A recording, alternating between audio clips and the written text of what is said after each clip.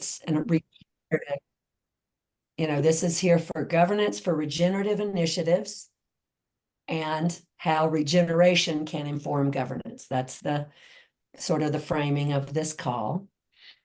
And looking at that frame and thinking about governance that happens at every level of the the sociological, it's like the nested systems of individual, family, community, organization, networks of organizations. Like governance happens at each level. And so perhaps open space can be used for governance at each level. I wonder, maybe so. What would be great about that? What would be the problems? I'd love to frame it in that context if we can. And then so that's the invitation. Yeah. So what do you think, Ben or Peggy, about that? Anything top of mind about that? So perhaps I'll start where I go when I listen to you. And frankly, I didn't prepare anything for today because I figured this would be guided by the questions that you all have. But I'll start with something that I did talk about when we last met, which was my experience of a community of practice that met in person 4 times a year in open space from a Thursday through Sunday. And the governance, the community held together for 7 years. And open space was what informed our approach to governance. And I'll just kind of describe some high points of that. So forgive me for those of you who have the memories to carry it from our last conversation, but I figured it would give us a starting point. The community got started. It was the brainchild of one person who recruited 3 others. So a group of 4 acted as the leaders for the first year. And then they opened it to an invitation to what we ended up calling stewards, which were the people who stepped forward. And the qualifications to do that were a commitment to do it for a year and having some kind of personal practice, which was congruent with the focus of that community, which was really exploring the question of what does it mean to be spiritual beings in a material world. And the group who came forward basically took responsibility for whatever decisions needed to happen. And I mentioned this last time, if the community had an issue with the decision that was being made, it showed up in the open space marketplace. And so that became the means by which it got resolved by the community itself. And we did everything from deal with financials at one point, because we had as an ethic that anybody who wanted to participate could. And the person who had been managing the finances wasn't keeping careful enough track, and we ended up with a financial crisis, which led to, we let the community know. Somebody came up with the idea of running a silent auction, and it became a feature of what we did because people had fun with it, and people would put their services into it because we came from many different backgrounds. And as a result of that, it had people meeting and doing things offline and between these quarterly gatherings. And it solved the financial issues through the generosity of friends and strangers. I can say more, but I'll stop there. Quick question. So I put in I use the word tensions just as a shorthand for me, showed up in the open space. And the issue, like the problem with the financials, did that show up in that, like, that showed up in the marketplace too? Like, oh my gosh, warning, warning, we're going to talk about this over here at 2:00. Yeah, cool. Thank you. That's the only question I have. Actually, I think the way it showed up as an announcement in a morning circle, and then someone, probably one of the stewards, I can't remember, posted it in the marketplace to have a conversation of what do we do about this. So what that leads to, for me, is I would be interested in your thoughts on open space and emergence. You'd write a book. Yeah. Yeah. But, do you want to be, I mean, well, emergence often is tied to innovation and creativity. right. And when we think of governance, those are not words that we would usually put together with that. Mhm. So how would you see those coming together under open space? I'm going to come at that a little bit sideways, Catherine. And you came to Spirited Work, as I recall. Yeah. So you've been part of that experience. I think the way we have tended to look at governance is through a lens that's a cultural norm in the West, which is the lens of certainty. Mm. And I think that we are in an era where we have a much looser grip on certainty, shall we say.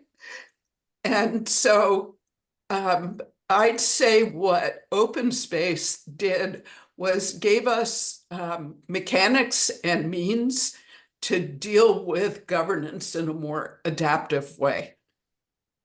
So we were guided by principles that were explicit, and principally the principles of open space. We added, I'm trying to think, it's things like we came to this idea of attending to the tension between being welcoming for whomever wanted to come, whatever their financial needs, and paying our bills, and named that as an explicit tension that we needed to work with. There was one attempt at one point, I think a few years in, when someone felt we should write down our operating system and take those things that were kind of the implicit ways of operating and putting them, documenting them. And there were a group of people who cared about that. So it was something that showed up in the marketplace and got done. And in a way, it provided our framework for how we operated. And if something about it needed to change or a new tension arose, the stewards would try and grapple with it. And if the community didn't like it, it ended up in the marketplace to deal with. So I would say, rather than being rules-based, we were principle-based. And that would be how emergence and governance coexisted. Nice. Thank you. And I think that gave us the ability to deal better with nuance, because it wasn't rigid. If it wasn't clear or there was tension, it became a conversation. How important do you think it was that so many of the people who participated also shared an understanding of open space and probably had pretty tacit agreement with the principles before you even started? I mean, they kind of came in with that.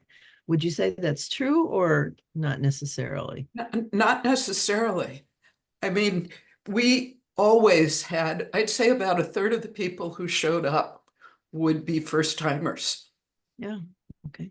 And that was actually one of the major lessons because, in classic organization development kind of stuff, they tell you, once the people are in the room, close the doors, right? This is, you don't want people coming in mid-stride. And we learned fairly early on to be what I think of as an open circle. It was the boundaries were permeable. And if someone new showed up, they were welcomed in. And How did you bring new people in? Was there some sort of orientation or what happened? How was that managed? Loosely, there was actually a group of people who felt welcome, welcoming strangers was important, put their heads together and created some mechanisms of being greeters or, partnering with people who were coming in for the first time. So if they were feeling lost, they could find someone to help them sort it out. So they got an orientation, they had the ability, an orientation was kind of developed or some group of people. But it was very informal. I But mean, it wasn't like, oh, you're new, go to this, orientation to figure it out. We pretty much, said, welcome. If you have a question, ask. And, and it was an ethic of the community. I mean, one of the kind of spoken, not official principles of open spaces, welcome the stranger. And of course, whoever comes are the right people. It is explicitly said. Yeah, we practice this in our Agile Opens as well, where the entire organizing committee, plus the alumni of the organizing committees, because we would do this like Agile Open Northern California, Agile Open Northwest, we all knew each other, right? And we all had the same ethic of helping people. In fact, some of us would shadow the newcomers who had never been to an open space before and sort of walk them to the different classrooms if they were like an extended campus. And it was just what we did. There was no like classic orientation class where they sit down, all the new people, separate them out and do a corral and sit them down and teach them all about it. Although we did go over the principle for everybody at the beginning. That was just part of the session. But we sort of took them under our wing. Yeah. So you didn't necessarily find that on the marketplace, someone offered orientation in the marketplace and then people would go there. It was much more, yeah, thank you. That's we use name tags. Sure. And people, it's like community at its best. If someone looked lost, somebody would help. Mm-hmm. And we did, we always made a practice of going through the ritual of opening the space. As a matter of fact, one of the things that happened and one of the things that stewards learned is the stewarding was kind of the intensive. Whatever issues showed up amongst the stewards in kind of an intense way. And one of the things that we learned over time is as we learned something or saw something or figured something out, we shared it in, morning announcements or evening news and turned it over to the community.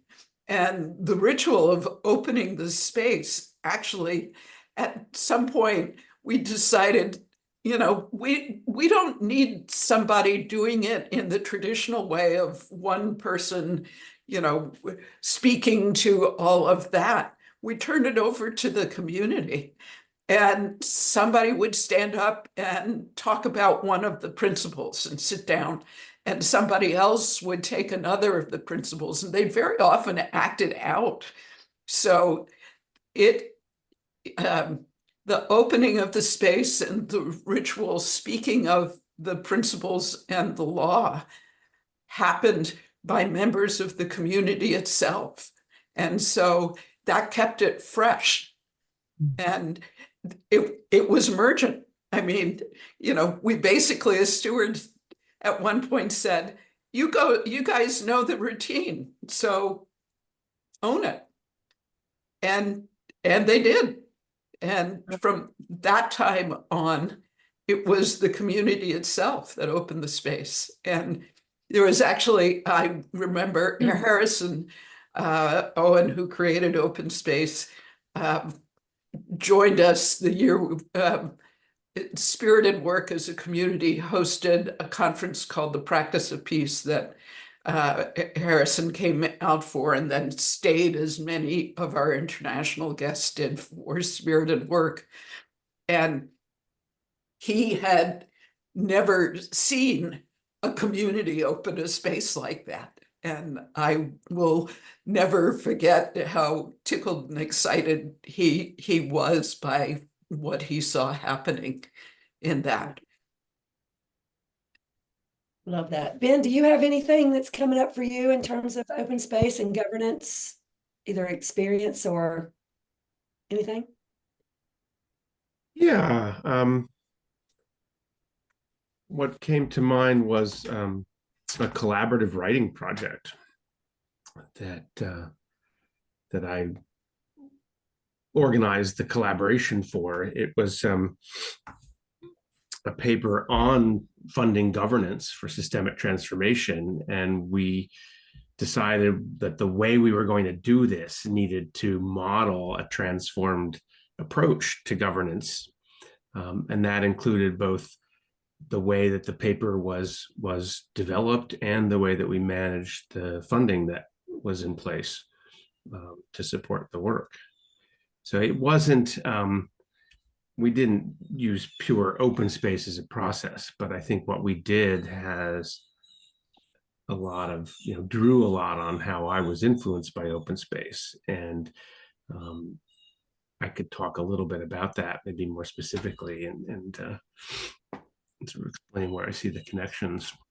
Here's I don't know, is screen sharing enabled? I'd hear those connections, and I want to leave a little time too for Dennis's thoughts, because he's also got some experience maybe around governance and open space.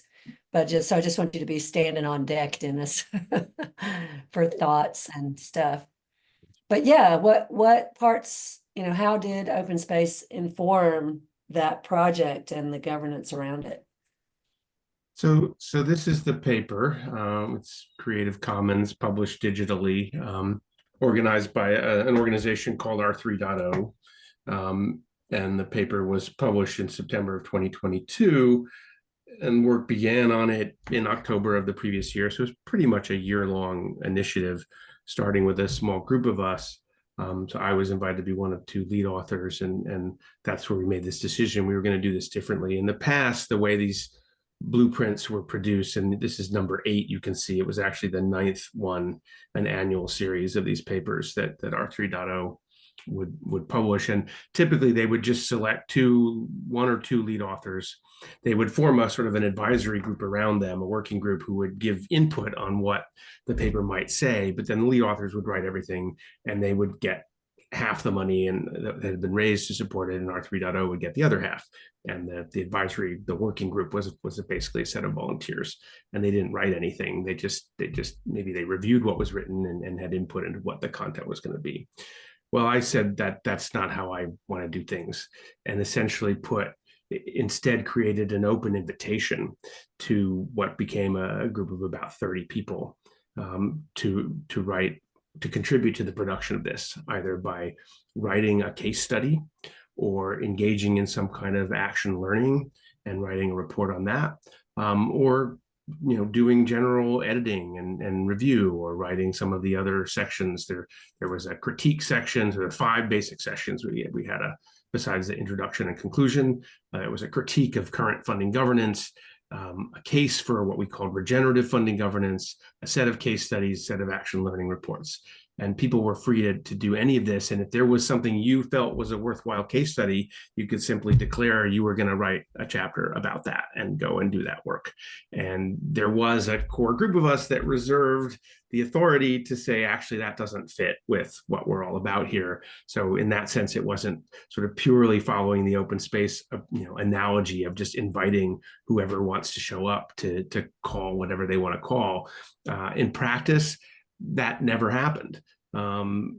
Everything that people wanted to do was welcome. There was one person who wanted to write something that didn't really fit with where we were going in our general energy. And what happened is we had a whole bunch of conversations with him about his perspective versus the perspective of the rest of the people that were taking shared ownership for this. And he wound up just basically saying, well, I'm not going to include it then, but we didn't tell him, we didn't exercise our veto power. So that's, we wound up with 7 case studies. And so these were different groups, each sort of with different sets of authors credited on them. 7 action learning. Well, I guess there's 6, maybe there's an introduction section. So it's 6 and 6, as well as, this critique and case sections. And I wound up writing maybe 30% of this paper and being identified as the lead author and project steward. But even that had, strongly collaborative elements and was very open in terms of who could contribute and in what ways they wanted to. The other thing that I think really builds on open space was how we allocated the funding. And so that was a real governance challenge. And here we were writing a paper about funding governance. So, we wanted to be doing some experimenting on that. And essentially what we said is, if you are participating in this, here's the money we have. We're going to allocate it in a series of rounds. So not all at once up front or at the end, but it wound up being, let's see, a little table here, 5 rounds of allocation. So the total amount of money we had was a little over 30,000 euros. And if you did any work or wanted to do some work, because these rounds were sort of a mix of stuff that had already happened and stuff that was going to happen, you could ask for some of that money. And there was the ability to object to a request that somebody made, which also never happened. Sometimes there were conversations about, what are you doing and does this fit or not? But essentially, we would take the total amount of requests. There was an opportunity for people to adjust once they saw what everyone else was offering and asking for. And then we divided up pro rata. So in the first round, there was 4,000 euro available. We actually took 2 levels of requests, sort of a baseline. What's the minimum you want? And if there was enough money, what would you like to get? There were only 2 of us that asked for money at that point. That was me and the other lead author. And there was money left over. So we got 100% of what we asked for at our desired level. And you can see that as things progress, sometimes we were able to at least meet the baseline of the requests that came in, and sometimes a little bit beyond that as well. And so this, to me, this embodies very much the spirit of open space, that there was no deliberative process to look at, here are the 10 requests that came in phase 3B, which ones are we going to fund and how much? And some group of people has to decide that. Each person took responsibility for what they would ask for, understanding that there's only so much money there, and being able to see what other people are offering, how many hours they're putting in, what is the work they plan to do. And it worked pretty well, I would say, worked quite well. And this was actually something I'd done in other iterations with a prior organization, and have continued to use in different forms. So this is a chapter where, if you're curious more, to see more detail about this, there's a whole write-up as one of the action learning elements in the blueprint. Yeah. Fantastic. Any reflections on what Ben's offered at this point? Thoughts or questions? Give you the link to the document too. Yeah. Yeah, I just want to read it basically. So has there been any uptake on actually consciously using this model for creating funding organizations? I mean, we're continuing to use it today with a follow-up initiative to this one. So a bunch of us said we don't want to just write a paper. We want to put these ideas into action out in the world and invite others to do that with us. And that led to an initiative that launched in May of last year and is still going on now. And we've had 4 rounds of funding allocation to support that initiative that have followed essentially the same process. yeah. And we're talking about offering it in other contexts too. Do you think this will scale to big sums of money? I mean, not. It might have to be sort of worked on fractally so that if you have a large sum of money, different teams allocate different portions of it. It's an interesting question. I mean, maybe a couple more things to say about, the origins of this approach, because there certainly are other kind of new paradigm ways to allocate pools of money to support, a group working on a project. There's another. One of the case studies is something called the happy money story, used by a group called Greater Than. That's quite a contrast and a really interesting approach that group uses.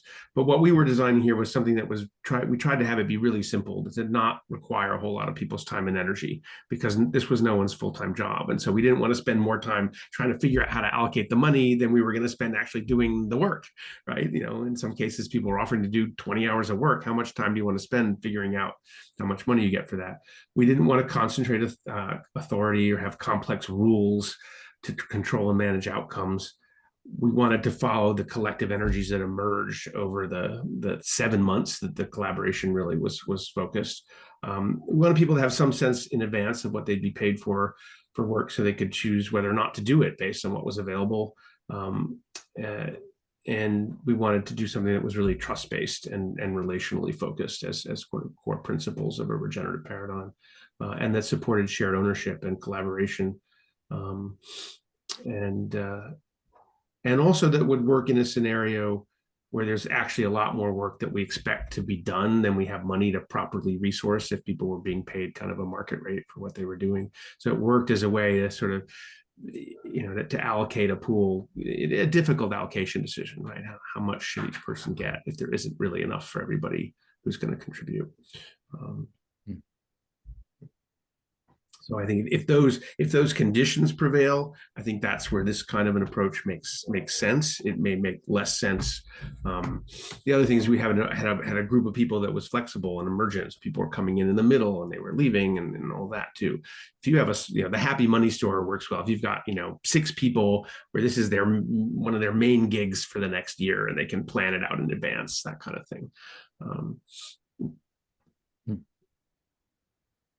This is just great. So many. I want to think about, before we go a little bit, but I want you to go next, Dennis, if you're holding things. But curious too, like I think we can all think about what would be the concerns, what would be the risks to using open space for governance that people might sense would be there, but which actually, upon experience, either do show up or don't show up. I'm real curious about that. But Dennis, I'd love to hear anything you're holding. I can speak to that directly. And in fact, I was just thinking, like, when I look at some of the conferences put on in a very hierarchical style, usually run by a single person or a single source of money, all kinds of stuff happens that's not fun for the organizers and even some of the attendees. When I look at all the conferences I've been to that open space, that remarkably, there's not a single one that went bad. There's not a single one where everyone went away dissatisfied, or even maybe one person who probably had their own stuff going on that I can think of in all the open spaces I've been to. It's been remarkably smooth. And I think the decentralization of power is part of that, because no single ego, there are structures in place to make sure no single ego can take control and drive things into the ditch or offend people, right? It's dealt with as part of the committee, not the committee. It's dealt with as part of the model, the structure of open space, the open space technology, and things just get done because no one's there. I think part of it is the technology doesn't invite people who want to expand their egos, who are on a power trip. They're just not interested because they know there's limitations on that. So all the narcissists flee. This is not interesting because I can't aggrandize myself by making a big whatever. And what's weird about these ego tripping people is they'll just as well create chaos in their name as success. They really don't care. They just want to be known, and want to make stuff happen. It's really frightening. And I think open space technology is incredibly valuable for that because we have so many egos out there. Everyone, myself included, if given unlimited funds and unlimited freedom, I'd probably make a mess of the world, right? I don't want that. I love the collaboration that this forces. Okay, voluntarily, yes, but you're forced into this pattern of making it work for everybody. So I'd say that's the big misconception, is that you get one big misconception is analysis paralysis, committee thinking, group thinking, where everything drops down to the least common denominator. I've never seen that in this technology. Usually some beautiful things happen, some really great ideas that are super creative, things that have never been done before. Innovation happens, and it's vetted by the organizing folks. It's vetted by the history and experience people bring, and also the aspirations they have, the inspiration they have for making wonderful things happen together. And I can't explain that. I don't know why that is. That's just been my experience. I can speak to my theories of the why. Open space isn't about consensus. It is an invitation to take responsibility for what you love. And nobody is going to stop you from doing it. And if somebody sees merit in your idea or sees craziness and is attracted to to talk to you about it, you get to rub up against others to test your ideas in a way that it no longer is potentially solo. And even if it is, it's done transparently. And so you're able to get feedback along the way, but you don't have to ask permission. So, it is a system of support that lets the craziest of ideas, get their time in the sun as long as somebody has energy to pursue it. And so it has a natural way of letting sparks play out to either catch fire or cool off. Yeah. And I'm hearing a lot. I mean, I see you, David.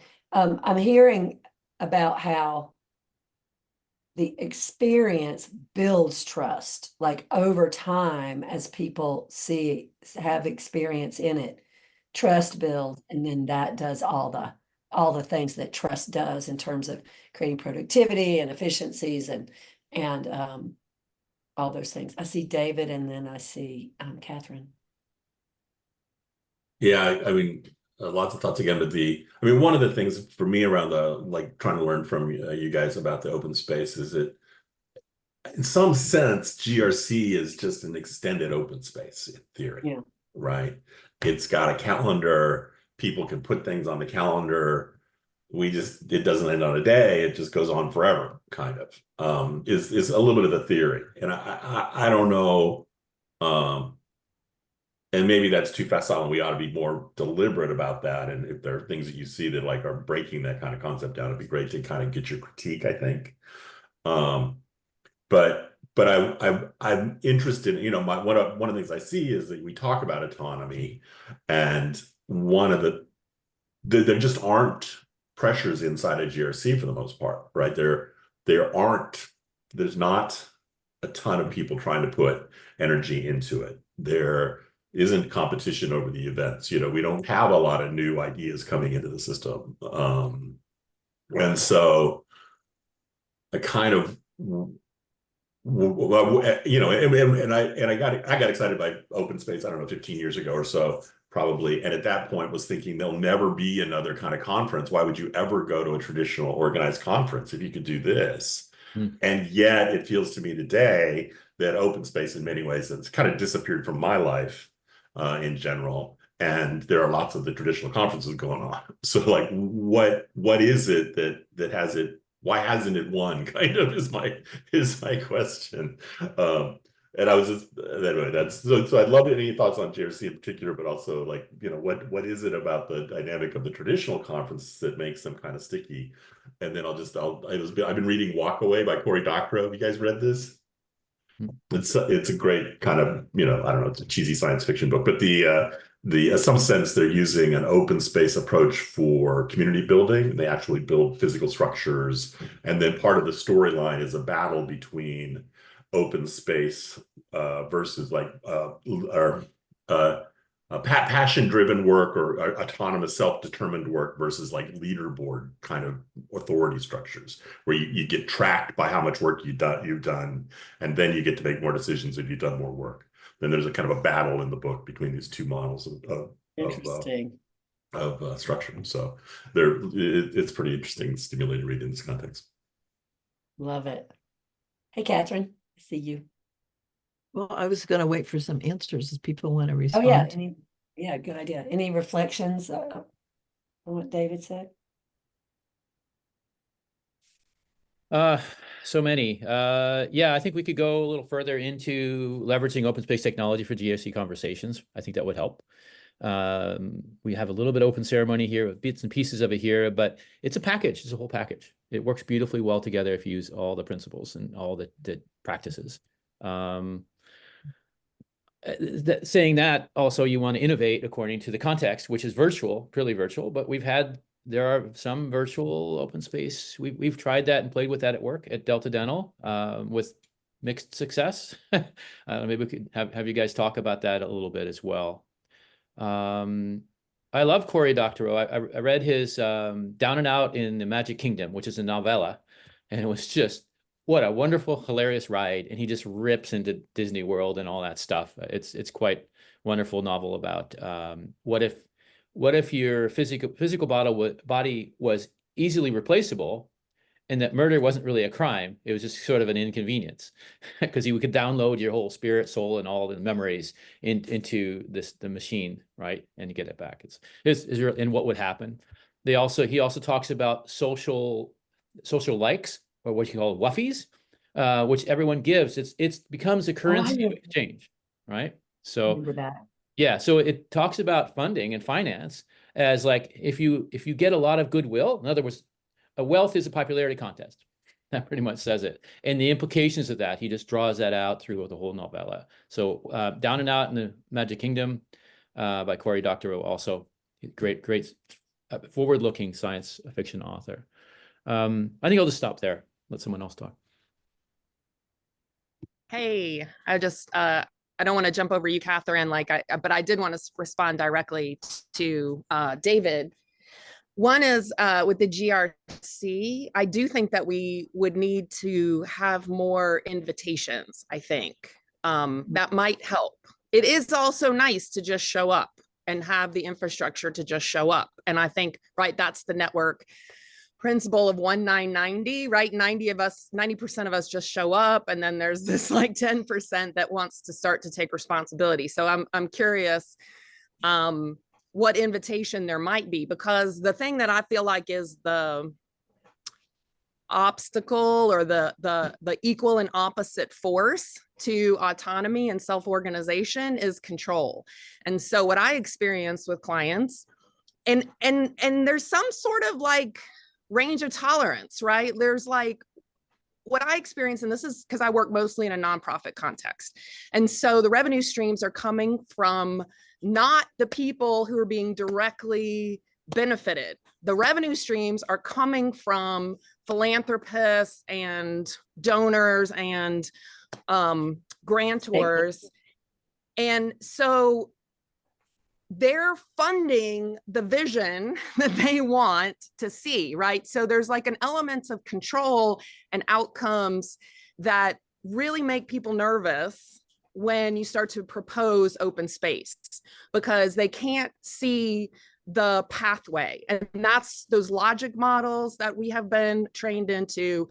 We want to see the pathway from it. Now, that said, where I've been able to like encourage people to, and even just like, oh, people are going to come and it's going to be a terrible conference, right? Because we haven't planned it. And how are people going to even know that they want to come? And there's just a lot of fear that comes up, which I think, again, is related people to the strategy of control. That said, like I was saying, once people kind of are willing to experiment with it, it's so transformative because they get to have the conversations that they actually really want to have. And I did this in 2016 with a group that was working on food systems in Appalachia, like Central Appalachia area, and local food systems. And it was incredible. People talked to me like it was funny. 6 years later, I was talking with somebody and she was like, oh, there was this conference. It was the best one I've ever attended. And I was like, I facilitated that. She's like, oh, that's right. You facilitated this open space. But they got to the place through those conversations of recognizing like these bigger picture issues, like around capitalism and how just the model of capitalism was impacting, right, local food systems, which in this group, which was, these are institutional play, like it was a breakthrough moment. Now I feel like lots of people kind of have that critique, but at that time, 2015, 2016, it was this breakthrough moment where they could actually get to some of like these root causes and stuff. So that's what I'll offer. As somebody who has worked with open space and organizations since the 90s, the toughest part is the leap of faith, and I talk about it that way, of doing something that feels so uncertain. And typically the people who said yes were the ones that were at their wits' end. My favorite example, I did some work with the National Institute of Corrections. These are the people who run the federal prisons. And the guy who brought us in was unbelievably nervous about doing the work. But what he said when questioned about it, and what he said to his board of directors to make the case, was, we have tried everything else. Nothing else is worth the trouble. And it's why he was willing to make that leap of faith. Beautiful. Yeah. I'm open to Catherine. And So what I wanted to do was actually ask a couple of questions about the, excuse me, the open spaces that I have been involved with have all been in person.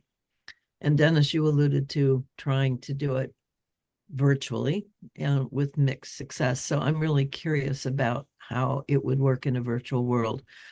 And for David, I think one of the keys that I am hearing in the open space thing is the iteration of the principles on a regular basis, because that's sort of the orientation that you get. You really get to see what it is and decide whether that's something that you really want to participate in right up front and every time. So that's just kind of the way it is. And I think that's really helpful as people get a chance to think about it and to decide that they want to play in that space, to hear that this is what we're doing. And you forget, you just do. You get involved in stuff and it just slips away. So it's really nice to have that ritual that happens every time so that people can really trust it and see it and engage with it. And yeah, you get, oh my God, we're doing this again. And then you get, oh yeah, then you start to think about it. I mean, it's so interesting how that boredom feature is a thing to overcome. And when you overcome, then it becomes integrated and precious. But you have to go through that boredom space before that happens. So I would, if you want to do that, with GRC. I think that would be an interesting thing to do. But I'm really curious about the virtual space. So thoughts on that? Well, I don't have a positive example to give you. I can tell you why the ones we tried didn't work. We had a manager who had very little experience at the helm of running these events that we tried. We call it Agile a while. When we tried to do more of a pure open space, we couldn't get people who were willing to.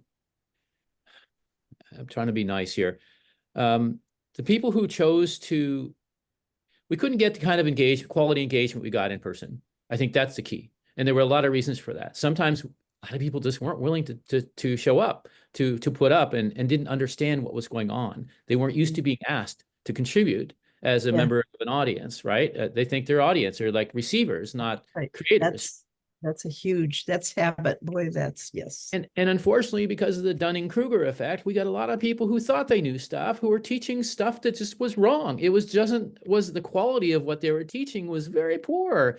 And we had to go in and as experts, we had to go in and say, like, don't do what this guy is telling you to do. Or we'd participate gently in the conversation and sort of facilitate the conversation, go like, yeah, that could work, but in this case, I think it probably wouldn't. You know, those kind of things where we gently sort of guide the conversations in, but there weren't enough of us experts to really be in every conversation that was misinformation. There need to be more, it seemed like there needs to be some curation going on, but curation is against the idea of open space. So it just failed. So actually, Ben and I have run a number of online open spaces, and in very small groups. And we did one on bookstores, reimagining bookstores with 350 people over 2 days. And they still have a community of practice that meets. It catalyzed for that particular group of people, a very typical thing that happens in open spaces writ large the first time one is held is people will say at the end, I thought I was alone in thinking this way, and now I know I have kindreds. And so clusters form. But the mechanics of an online open space are very similar to the mechanics of an in-person open space. And, you know, you can do it with Zoom and Google Docs. Cool. And, you know, and you don't need, I think what makes the difference is making it clear up front that people are not coming to a presentation. They are being invited into a conversation around a purpose, which is true whether it's in person or whether it is online. And people are often quite surprised that that quality of kinship shows up even in online spaces. Ben, in the last little bit of time we've got, I'd love to hear your thoughts for GRC and open space. You said you had some. Yeah, and I just dropped, you know, into the chat from the co-creating a world that works for all, the open space we just did that led to this call. Right. You can see that we ran essentially 6 blocks of open space over 48 hours at three different time slots that repeated, you know, for 2 days. And you can see, you know, quite a lot of, I mean, in some ways it looks like what you would expect an in-person open space to look like in terms of the range of sessions. And we don't have the numbers on the number of people that showed up, but over the course of the whole thing, it was 200 or so, I think. And in any one of those blocks, I think the biggest group was maybe 70, maybe was about that. Some were quite small. Anyhow, yeah, I'm not sure that the things you named, Dennis, are inherent to online open space. No, it was our first attempt, and like I said, it was not run by anyone who had experience with open space except having attended one. And maybe, yeah. So I think, you know, as Peggy pointed out, setting expectations about the event being participatory is one thing. I think having a context that really is focusing and concentrating energy is also key. And I think one of the challenges when you're doing what GRC is doing, where there's no beginning and end, is that you don't get that concentration of energy. In an in-person thing, everybody's there and they're there for, typically, the whole time, or maybe they just come for 1 out of 2 or 3 days, but they're still there for the day, and they're, you're in it. You're not gonna online, you can come for some of it and not. You can be multitasking. There's a plus if you do it on an extended basis, right? You're not inviting people to really all show up together in large numbers, to get that kind of critical mass of juice flowing. And so when in most of the experiments I've done in virtual open space, it has been clear to me that it makes sense to try to stretch the time frame out. But I've always leaned towards, still having it have a beginning and an end. And in the World That Works for All Summit, we did basically not quite a 1 month phase 2. So we did this 48 hours that was a traditional open space approach. And then we created a space for collective self-organizing around topics or invitations for engagement, sourced from all the participants over the next few weeks. And that there were aspects of the technology that made that tricky for people in the way that we were using tech and other things. But you could, it was hard to sustain the level of energy that we had in those 48 hours. And I think part of it maybe is accepting that that's just the nature of the beast, that there isn't anything wrong with that. If you want that really concentrated, intense experience, do it over a short period of time, do it in person, even if you can, right? There's much higher bandwidth for exchange. But to accept that if you're doing something that's stretched out or that doesn't have an end even, it's going to feel different, and it's not wrong. That it doesn't look exactly like what it would be like if we all gathered in person or even online for a day or 2 or 3. Did you guys, for the World That Works for All, was there a in-person event as well in New York or something? I thought there was something that as part of that month-long phase 2, one of the things that became possible is to organize in-person, essentially like calling a session, but having it be in person. And so there were 4 different in-person gatherings that happened. I organized 3 of them. One other person organized one that Peggy participated in, but Peggy didn't organize the other one. Mostly people weren't thinking that way. And so there were breakout sessions. Okay. And then, but maybe I'm just confused too. Was this kind of affiliated with, I can't remember the name of the book publisher. I thought there was a book publisher. Vericolor Foundation, which is okay. Well, and Sharif Abdullah, was the sponsor. And wasn't there an anniversary? There was some event. I thought there was something event that they were doing that was related to this, but maybe because I thought like April Wren was going to speak somewhere or something, but okay, maybe I'm confused. I just want to offer one template that worked, I thought, in an initiative that was ongoing, and I put the template in the chat, and it was a 2-hour meeting every other month that we held that was open space inspired. And so the question that we had each time was, what are the conversations that you are eager for us to have to move us toward our alliance objectives? And so we did have, as a group, a sense of a shared purpose. And that question then, like, people could then anticipate that. And it worked pretty well. I mean, people, there's that hesitation of speaking up and having a session that people don't come to, there's like some things in the culture of like creating safety around that. But what I will say, which is interesting to me, is after I stopped working with them and there was some turnover in staff, that they turned into schedule. They turned the meeting template stayed the same, but it became an agenda every time again. So like that transfer of kind of like the understanding and the ability to facilitate it, it was interesting. It didn't happen. But it did for the time that I was there. I just offer that as a way for groups in an ongoing to tap in and open up space for like what wants to emerge, like to give that. And people attended it, It's so great. We could just go on and on, but it is noon. And it's possible that we'll invite, I mean, y'all are always invited and always welcome to the Regen Governance Call. Peggy and Ben, thank you so much for giving us 2 sessions of your time. Always welcome in the GRC, and maybe we'll do this again, but yeah, thank you so much. Gratitude.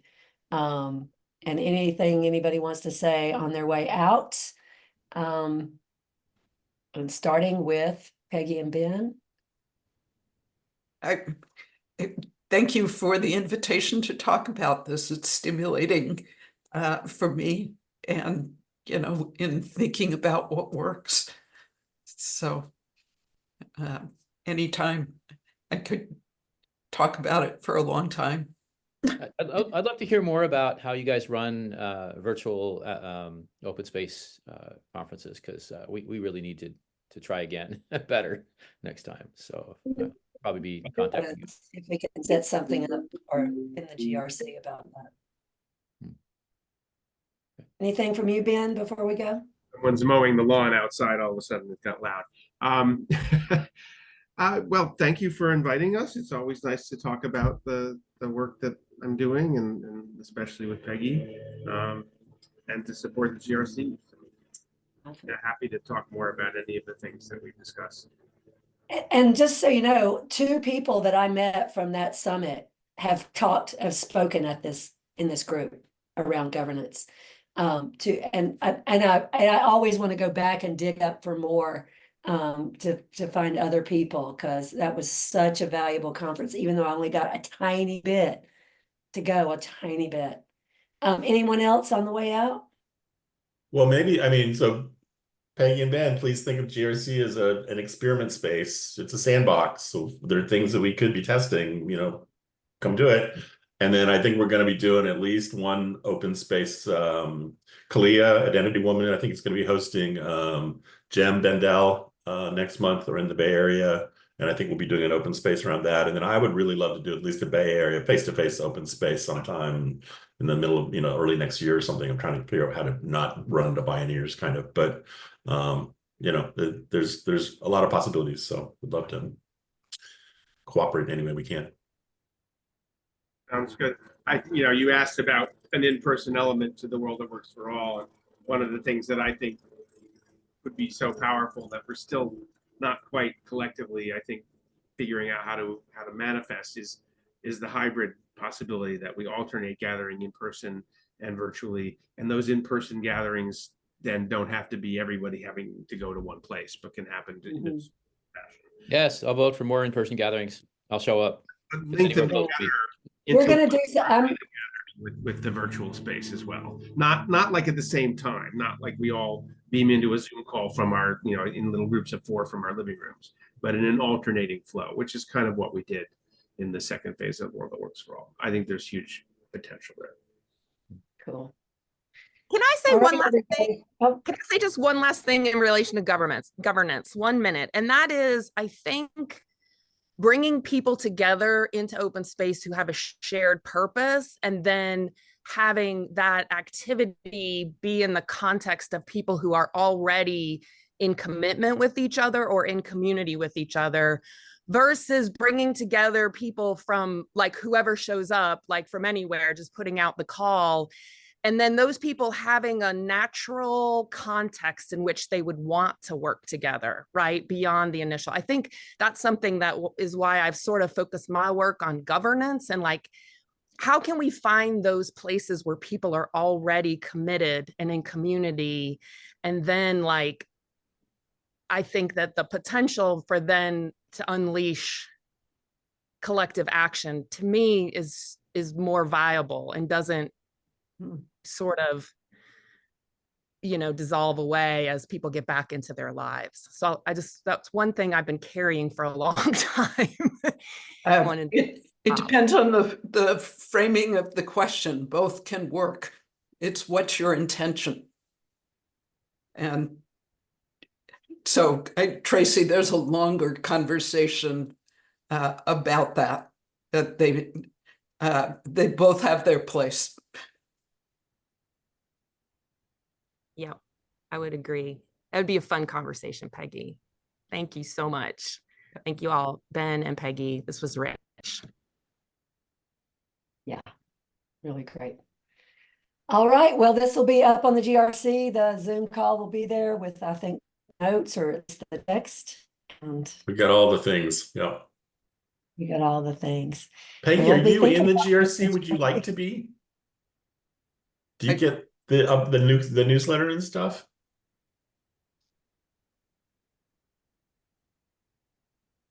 I'm sure. Here, let Maybe. me. I'll paste the membership form into the chat here in case you're interested. It's membership by referral. So if there's anybody you think should be a member, please give them the form. Hey, Brian, just a shout out to you. How you doing? And Peggy, the newsletter is really great. It's like they lay it out. It's really like super scannable and you know, with real clear Hey. what's the topics for the calls. And there aren't a million calls. There's, you know, half a dozen or 10 so far. Okay, I'm leaving. Thanks, everybody. Take Good care, to guys. have you here. Thank you, Bye. thank you, thank you. Good to see everybody. Bye.